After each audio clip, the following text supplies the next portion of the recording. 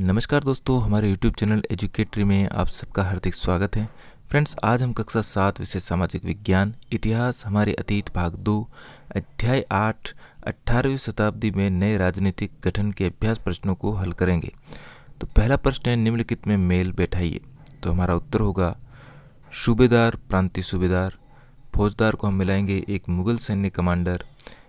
इजारादार होता था एक राजस्व कृषक, मिसले होता था सिख योद्धाओं का समूह, मिसल कहलाता था।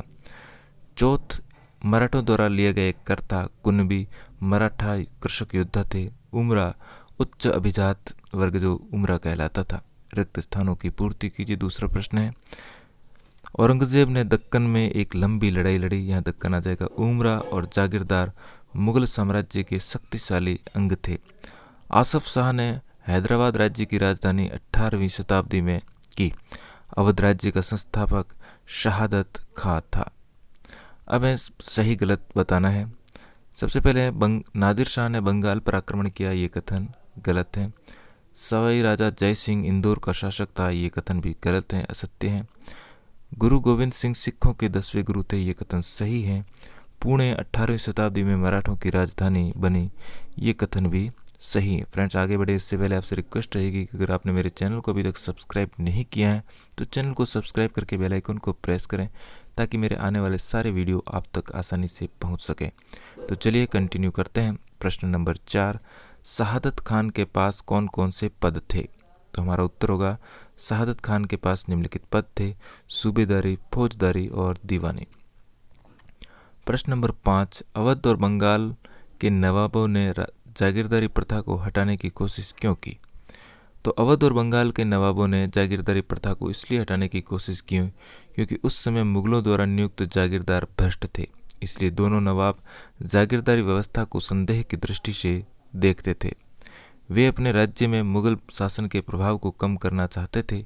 इसलिए वे राजस्व के पुनर्निर्धारण के लिए जागीरदारी व्यवस्था को समाप्त कर अपने विश्वसनीय कर्मचारियों को नियुक्त करना चाहते थे।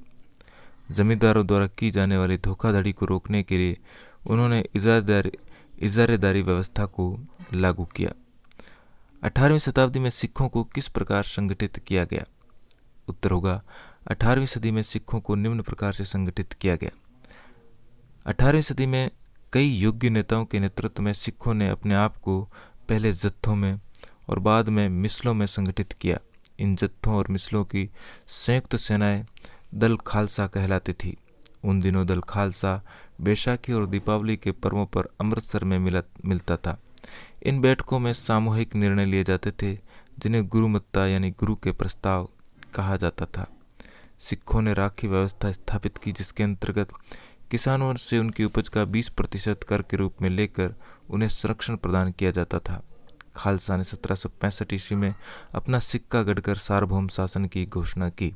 18वीं सदी के अंतिम भाग में सिख इलाके सिंधु से यमुना तक फैले हुए थे। यद्यपि ये विभिन्न शासकों में बटे हुए थे, महाराजा रणजीत सिंह ने इनमें एकता कायम करके 1799 में लाहौर को अपनी राजधानी बनाया। मराठा शासक दक्कन के पार विस्तार क्यों करना चाहते थे? तो उत्तर है, मराठा शासक निम्नलिखित कारणों से दक्कन के पार विस्तार करना चाहते थे। वे मुगलों के प्रभाव को कम करना चाहते थे। वे एक बड़े क्षेत्र पर शासन स्थापित करना चाहते थे। वे गंगा यमुना के उपजाऊ भूभाग पर नियंत्रण स्थापित करना चाहते थे और वे अधिक से अधिक क्षेत्र से चौथ और सरदेशमुखी वसूल करना चाहते थे। 8वां प्रश्न है, आसफ शाह ने अपनी स्थिति को मजबूत बनाने के लिए क्या क्या नीतियां अपनाई? तो दक्कन का गवर्नर बनने के बाद आसफ शाह ने अपनी स्थिति मजबूत बनाने के लिए निम्नलिखित नीतियां अपनाई। वह कुशल सैनिकों और प्रशासकों को उत्तर भारत से लेकर गया। उन्होंने दक्षिण में अपनी नई नियुक्ति का स्वागत किया। उसने उन्हें मनसबदार नियुक्त किया तथा उन्हें जागीर प्रदान की। उसने किसी भी मामले में दिल्ली से कोई निर्देश न लेने की नीति अपनाते हुए स्वतंत्रतापूर्वक कार्य किया। हालांकि वह अभी भी मुगल सम्राट का सेवक था। मुगल बादशाह केवल इसके लिए गए निर्णयों की पुष्टि भर करता था। क्या आपके विचार से आज महाजन और बैंकर उसी तरह का प्रभाव रखते हैं जैसा कि 18वीं शताब्दी में रखा करते थे? तो हमारा उत्तर है, हमारे विचार में आज महाजन और बैंकर उस तरह का प्रभाव नहीं रखते जैसा 18वीं शताब्दी में वे रखते थे, क्योंकि 18वीं सदी में राज्य और महाजनों तथा वणिक जनों के बीच संबंध होते थे। वे लगान वसूल करने वाले इजारेदारों को पैसा उधार देते थे, बदले में प्रतिभूमि, जमानत या बंधक के रूप में जमीन रख लेते थे। लेकिन वर्तमान समय में ऋण की प्रक्रिया के संबंध में अनेक नियम तथा विनियम हैं और इस क्षेत्र में बैंक आदि अनेक सरकारी एजेंसियां कार्यरत हैं। प्रश्न नंबर 10 है, क्या अध्याय में उल्लिखित कोई भी राज्य आपके अपने प्रांत में विकसित हुए थे?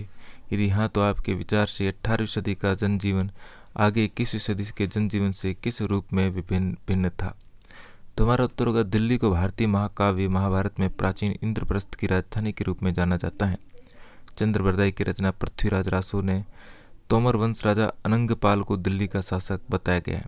ऐसा माना जाता है कि उसने ही लाल कोट का निर्माण करवाया था और लौह स्तंभ दिल्ली लाया था। पहले दिल्ली को अलग अलग राजाओं द्वारा शासित किया जाता था। सबको राजाओं द्वारा चलाए गए निर्णयों को ही पालन करना पड़ता था। ये सब 18वीं सदी का इतिहास रहा है, लेकिन 21वीं सदी में अब बहुत अंतर आ गया है। अब सब स्वतंत्र हैं, सब अपना अपना काम करने में सक्षम हैं। कोई व्यक्ति कहीं भी रह सकता है, सबको खाने पीने, रहने, विचार प्रकट करने का मूल अधिकार है। इसके साथ ही हमारा आज का पाठ यहीं पर समाप्त हुआ। वीडियो अच्छा लगा हो तो लाइक, शेयर और चैनल को सब्सक्राइब करना बिल्कुल भी न भूलें। मिलते हैं इसी प्रकार के एक और वीडियो में। धन्यवाद।